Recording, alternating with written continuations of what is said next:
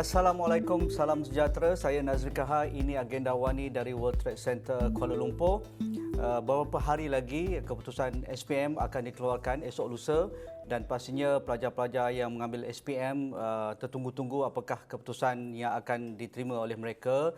Tetapi pastinya mereka sudah ada merencana masa depan selepas SPM ini, sama ada meneruskan dalam bidang akademik ataupun dalam bidang kemahiran ataupun apa jua yang akan memenuhi masa depan mereka selepas mendapat keputusan esok. Bagi mereka yang tradisional sifatnya, sama ada di kalangan para ibu bapa, pelajar ataupun pihak guru misalnya, mereka sentiasa mewar-warkan perjalanan ataupun tentang perjalanan pengajian mereka selepas ini. Biasanya mereka akan didedahkan sebelum keluar dari sekolah lagi, sama ada untuk meneruskan dalam akademik STPM misalnya, mendapatkan jurusan diploma di kolej-kolej ataupun universiti awam ataupun swasta dalam pelbagai bidang, ataupun mereka yang mungkin lebih baik pencapaian akademiknya sudah pun menjangkakan mereka akan berpeluang untuk ke A-level ataupun ke asasi ataupun matrikulasi misalnya, sama ada dalam bidang sains sosial ataupun sains misalnya. Tetapi mungkin sebahagian di kalangan pelajar kita yang berminat dalam bidang kemahiran ataupun dalam dunia hari ini, dunia digital ataupun dunia keusahawanan, mungkin mereka sudah pun didedahkan seawal sekolah menengah rendah ataupun sekolah rendah lagi dengan kandungan digital yang boleh menjana pendapatan persendirian mereka. Jadi adakah itu sebagai satu ruang yang perlu diberi perhatian ataupun dipertimbangkan oleh para pelajar lepasan SPM ataupun para ibu bapa, kerana inilah masa mereka, inilah kata pun era digital dan sebagainya. Jadi semua ruang digital boleh menjana pendapatan, sama ada sebagai usahawan, sama ada seorang pembina kandungan atau seumpamanya. Jadi untuk melihat perkara ini, rakan saya Abdul Azhari Abdul Wahid yang sentiasa dipanggil sebagai Sifu Transformasi Digital bersedia di talian pada malam ni. Azhari, apa khabar? Alhamdulillah, sihat Haji. Haji apa khabar? Alhamdulillah. Terima kasih. Walaupun selepas ekonomi dibuka, hal-hal kegiatan sosial pun dibuka, nampak Azhari sibuk dengan posting-posting terbaru di sosial media dan sebagainya di seluruh negara untuk mengangkat orang kata pun ekonomi ataupun transformasi digital ini. Jadi Azhari, esok lusa keputusan SPM akan keluar, tapi secara pemikiran tradisinya kita sentiasa mendengar, oh lepas ni nak ke mana? Kita kata 6 ke ambil STPM, nak ambil matrikulasi ke, ataupun nak sambung diploma, ataupun ke kolej kemahiran ataupun politeknik. Itu yang biasa kita dengar. Adakah ini satu option yang terhad ataupun perlu juga option ataupun tawaran-tawaran yang lain yang boleh membina minda keusahawanan bagi anak-anak muda ini? Okey, bismillahirrahmanirrahim. Terima kasih Haji dan juga Aswani kerana menjemput saya sekali lagi untuk membincangkan, saya rasa, satu topik yang sangat istimewa, terutamanya kepada adik kita yang akan mendapat keputusan SPM tak lama lagi. Jadi persoalan sekarang ni, adakah mereka secara tradisinya nak terus sambung belajar ataupun mungkin ada alternatif yang lain.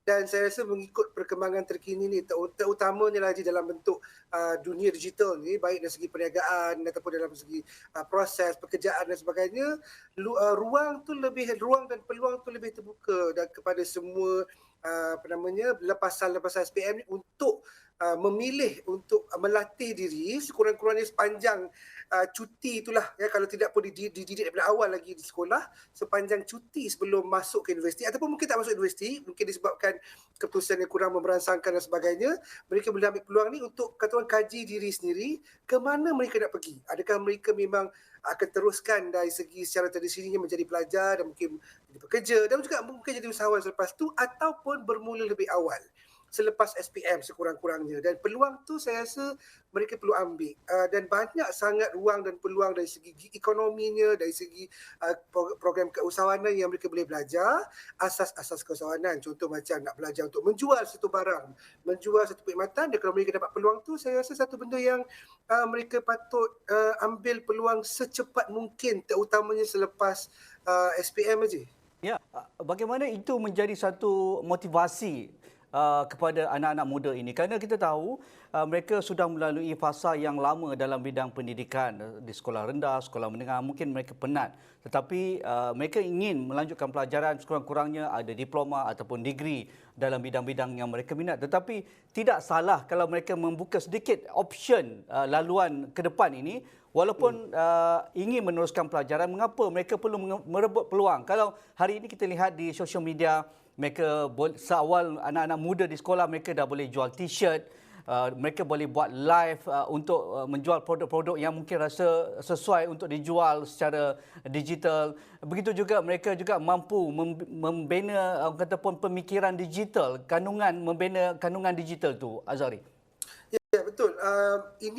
Ini satu peluang sebenarnya kepada kita untuk memberi ruang kepada mereka kenal pasti apa kemahiran yang mereka ada. Sebab bila berniaga ni bukan satu perkara yang mudah, tapi kalau dimulakan lebih awal, pertamanya contoh kita kenal pasti apa kemahiran yang kita ada. Haji sebut tadi pasal kemahiran digital. Mungkin budak-budak sekarang ni dah pandai buat video di TikTok contohnya, ataupun dah pandai buat YouTube video di YouTube, ataupun dah boleh mengolah copywriting yang baik untuk diletakkan di social media contohnya. Itu antara contoh-contoh digital punya kemahiran yang mereka boleh tengok, dan mereka boleh sebenarnya offer servis tu, tawarkan perkhidmatan tu kepada orang yang memerlukan.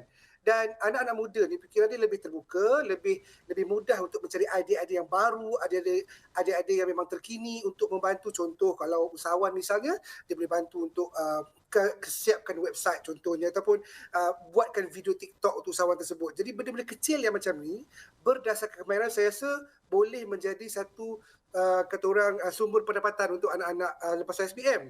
Itu bagi yang memang yang biasa kita dengar. Mungkin juga boleh explore peluang-peluang baik. Contoh kalau kami sendiri pun di Akademi Usaha Mikro, kita terlibat dengan teknologi baru, contoh macam NFT. Kalau Haji pernah dengar kan, NFT ni satu benda yang memang kata orang talk of the town of among anak-anak muda. Dan saya pernah jumpa kreator, sebab kami berada di pentas.io untuk melibatkan di dalam aktiviti perniagaan di NFT, di mana kita jual brooch di NFT, dan projek saya abang brooch anyway kan. Kemudian rakan-rakan yang lain ada yang buat gambar, ada yang buat art. Jadi kemahiran-kemahiran seni ni kalau kita bawa kepada mereka, contohlah antara kemahiran yang ada, boleh menjana pendapatan. Dan saya jumpa Haji anak muda serendah umur 16 tahun. Bayangkan. Dah buat duit daripada teknologi, daripada kemahiran, daripada NFT. Jadi itu saya rasa benda yang kita kena lebih bimbing dan didik mereka supaya mereka terbuka lebih baik sebelum SPM. Kalau tidak pun selepas SPM, sementara menunggu hala tuju ke depan. Itu yang paling penting Haji.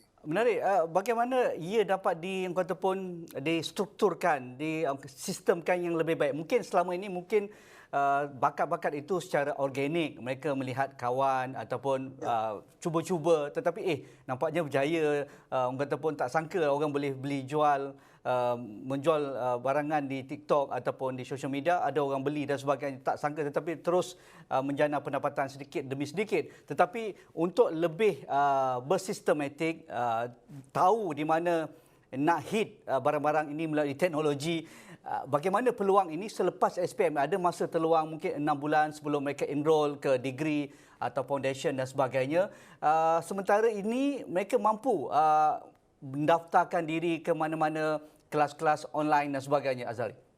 Ya, ini saya rasa satu pendekatan yang perlu kita buat lebih awal sebenarnya. Pandangan saya, sepatutnya seawal mereka di tadika pun, kita tak minta mereka menjadi usahawan. Sebab kita tahu tak semua akan menjadi usahawan. Tetapi kalau mereka ada budaya keusahawanan yang kita boleh bimbing daripada peringkat tadika sampailah ke PhD pun. Jadi bila ada ilmu keusahawanan, kita selalu, antara pendekatan yang kita boleh buat adalah menjadikan perniagaan itu sebagai alternatif kerja ataupun kerja alternatif, kerjaya alternatif. Jadi bila orang rasa itu adalah alternatif, tekanan kepada pelajar-pelajar baik di peringkat daripada peringkat tadika sampai ke sekolah menengah, sekolah rendah, sekolah menengah, universiti, kolej dan sebagainya, mereka tahu bahawa mereka ada pilihan lain. Jadi kalau kita bimbing mereka dari awal, kita tak minta dia jadi usahawan. Sebab kita pun tak nak semua orang jadi usahawan Haji. Nanti siapa nak jadi pekerja, betul? Jadi kita perlu siapa nak beli barang kita kan? Siapa nak beli barang kita pula? Kita perlukan kuasa pembeli daripada golongan pekerja dan sebagainya. Tapi kita faham akan ada orang yang muncul sebagai usahawan baik dalam bentuk produk, pembuatan maupun dalam bentuk perkhidmatan. Jadi kalau kita dapat bimbing dengan aktiviti yang betul, aktiviti yang mudah mereka faham, jualan, bagi mereka menjual benda-benda kecil sesama kawan-kawan ataupun di kalangan ibu-bapa pelajar sendiri. Dan saya rasa budaya itu sangat penting untuk memastikan mereka ni lebih terbuka untuk menerima apa sahaja pilihan yang ada selepas apapun selepas jazah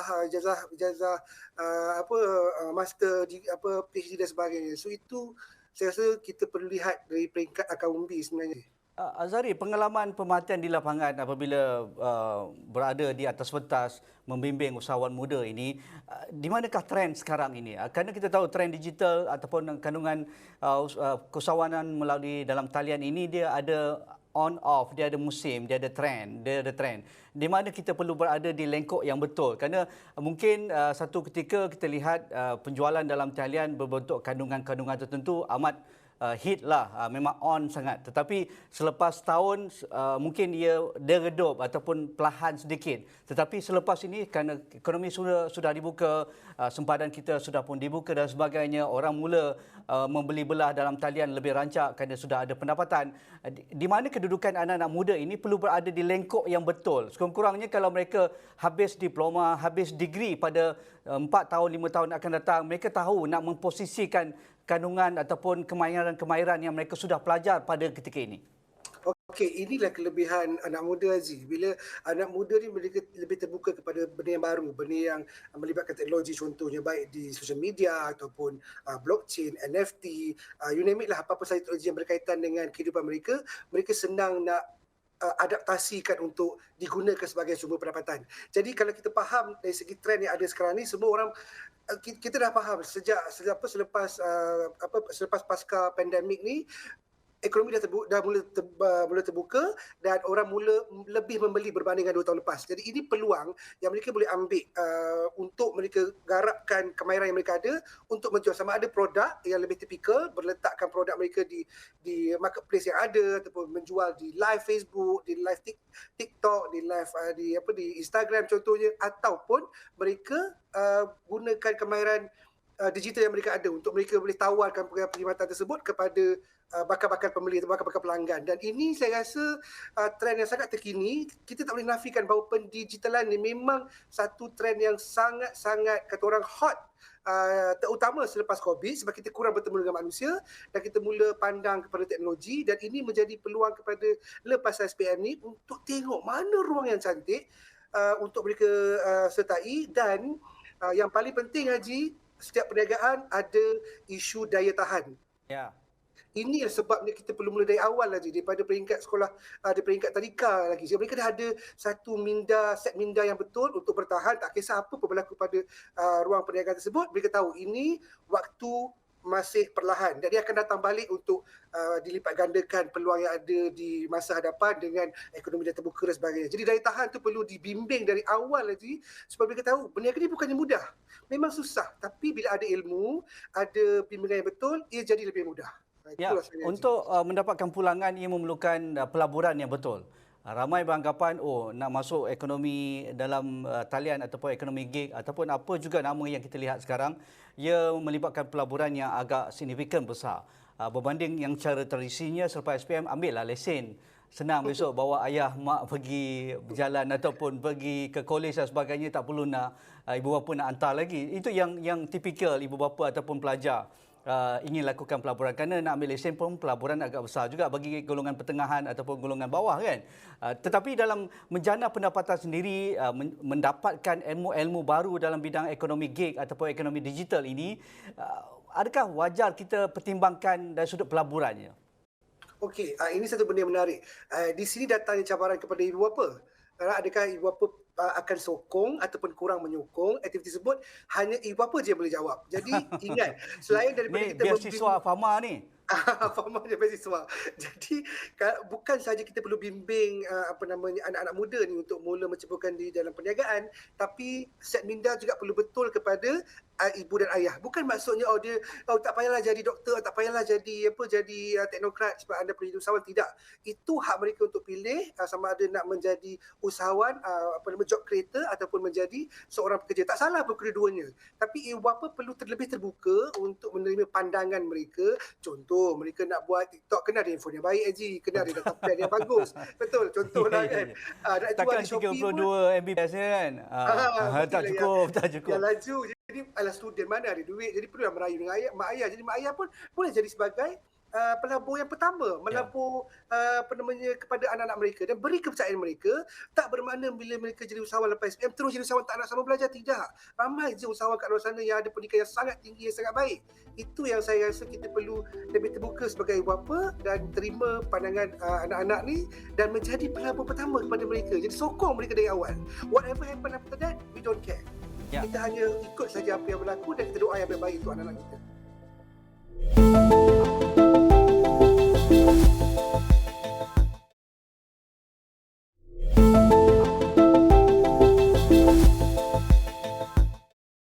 Bagaimana kita memastikan pelaburan itu wajar, berbaloi dan ada return ataupun ROI itu sentiasa di benak pemikiran. Pastinya sekarang ni ibu bapa lah yang akan melaburkan duit tu kan, bukan pelajar tu, kerana mereka masih dalam persekolahan ataupun belum mendapat menjana pendapatan sendiri. Jadi untuk memastikan pelaburan itu berbaloi, tidak terlampau tinggi tetapi ada pulangannya, bagaimana skill-skill, kemahiran untuk memastikan kalau mereka nak enroll kelas ataupun akademi dan sebagainya. Pengalaman Azhari. Okey, ini yang istimewanya kepada ibu bapa yang bakal menjadi pelabur yang pertama. Jadi kalau mereka ni dibimbing dari awal juga untuk menjadi pelabur yang pertama, mungkin ada program pelaburan pertama sebagai ibu ayah kepada anak-anak yang nak berniaga, contohlah. Jadi mereka even pelabur tu sendiri ada set minda yang betul untuk memastikan okey, betul ke kau nak buat video TikTok ni? Jadi dia boleh persoalkan balik dengan anak dia. Berapa banyak TikTok kau dah buat? Berapa banyak video yang kau dah buat? Kalau mak ayah tanyalah contoh kan. Oh, banyak dah bah, tidak ada saya dah buat 100 ni, diam-diam kat bilik sebab 100 TikTok contohlah yang boleh menjual produk misalnya. Jadi bila kita boleh persoalkan apa yang anak kita buat dengan cara yang betul, cara yang berhemah, cara yang berbunyi menyokong, saya rasa itu menjadikan satu hubungan yang lagi baik antara ibu bapa dan juga anak-anak yang berminat untuk perniagaan ni. Walaupun mak ayah dia bukan usahawan, mak ayah dia mungkin pekerja ataupun mungkin pekerja kerajaan ke swasta dan sebagainya, keterbukaan tu penting dan pendapatan bukan hanya datang daripada pekerja, juga datang daripada keusahawanan dan mereka diberi alternatif. Jadi perkataan alternatif tu saya rasa perlu di-highlightkan sangat-sangat tinggi supaya kedua-duanya faham. Yang pelabur ni pun faham, yang anak-anak muda dia pun faham. Dan kalau ada rezeki nanti dapat pergi kelas belajar tentang macam mana dapat pulangan pelaburan. Kalau mak ayah bagi RM500, okey, kita pulangkan balik dengan RM700 hasil jualan contohnya. Benda tu kita boleh bimbing aja. Dah banyak agensi ataupun swasta ataupun kerajaan yang menjalankan program macam tu. Termasuk kami di Akademi Usahawan Mikro sendiri aja. Ya, ramai juga beranggapan mungkin ada silap faham ataupun pemikiran yang agak tipikal berkaitan dengan kandungan digital. Kalau mereka mahir, mereka biasa ataupun mahir menggunakan gadget ataupun peranti-peranti digital. Itu satu. Keduanya, mereka mahir menggunakan membina kandungan. Barulah mereka akan dapat khalayak ataupun mampu menjual barang melalui dalam talian ataupun sosial media dan sebagainya. Begitu juga mereka mampu mengolah video-video ataupun foto-foto yang mereka ambil itu dengan secara yang kreatif dan mereka boleh post dalam TikTok ataupun Instagram ataupun Facebook mereka. Jadi satu pemikiran yang tipikal, mereka perlu expert lah, master lah dalam bidang ini dahulu.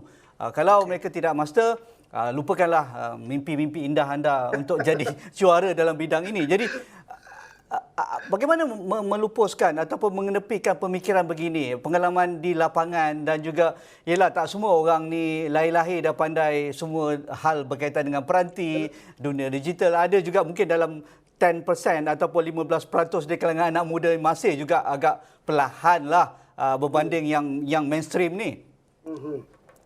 Okey, pandangan saya sebenarnya bergantung kepada keterbukaan anak muda untuk menerima benda yang baru dan kita sebagai penyokong, tak kisahlah sama ada rakan ke ibu ayah dan sebagainya, kita kena bagi peluang kepada mereka untuk mereka kenal sekurang-kurangnya benda yang mereka ada dalam tangan. Maksud dalam tangan ni adalah kemahiran yang mereka ada.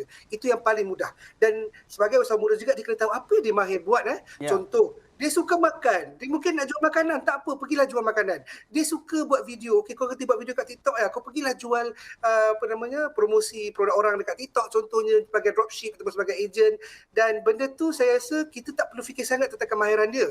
Yang penting sekali adalah mencuba je. Mencuba dan teruskan apa yang ada. Dia akan buat kesalahan, dia akan buat kesilapan. Dan kadang-kadang kesilapan tu menjadikan dia jadi viral aja. Itu kelebihan dia pula. Tak sengaja tu jadi viral tak sengaja jadi viral kan. Jadi benda tu kita bagi di peluang untuk cuba. Salah tak apa. Kalau tak ada orang beli pun tak apa. Yang penting berani buat, kita sokong dari belakang. Tapi ingat kena belajar, kena sambung belajar dekat ijazah nanti dia pun seronok. Mungkin dia boleh jadi pendapatan sambil belajar di universiti. Dan itu saya rasa benda yang sangat istimewa, dan budaya keusahawanan tu insya-Allah akan jadi budaya yang sangat baik di negara kita. Budaya keusahawanan ataupun mencipta pekerjaan ini satu istilah yang mungkin bukan perkara baru tetapi sudah lama, tetapi dengan landaan digital, landaan ekonomi baru ini, ia membuka sempadan-sempadan yang tabu, yang kata pun menjadi tembok-tembok penghalang yang amat tebal satu ketika dahulu. Sekarang ini mungkin level playing field sama. Jadi orang kata orang keluarga macam ni memanglah datang daripada keluarga berniaga, mereka tak ada masalah, mereka ada pengalaman, mereka ada modal. Tetapi sekarang semuanya itu bergantung pada diri sendiri. Dari pengalaman Azhari untuk memastikan kita berada lengkok yang betul, anak muda ini mampu menjadi usahawan ataupun pencipta pekerjaan pada masa depan, apakah ciri-ciri yang mereka sudah boleh pasti yang ada pada diri mereka seawal? Kalau Azhari kata waktu tadika lagi, tapi mungkin dah terlambat sedikit. Selepas SPM ini mereka baru sedar mereka ada talent itu. Okey, saya rasa yang paling mudah adalah semua lepasan SPM ni kaji diri mereka minat apa. Bila mereka buat sesuatu perniagaan berdasarkan minat, jadi dia punya kata orang cinta dan sayang kepada perniagaan tu lebih mendalam, dan dia sanggup buat apa saja untuk cari ilmu, untuk cari pelaburan, untuk cari kemahiran, untuk memastikan mereka dapat terus buat perkhidmatan ataupun produk yang mereka nak jual. Jadi buat sesuatu yang mereka minat. Jadi bila mereka minat, dia akan buat gila-gila je sampai dapat pendapatan.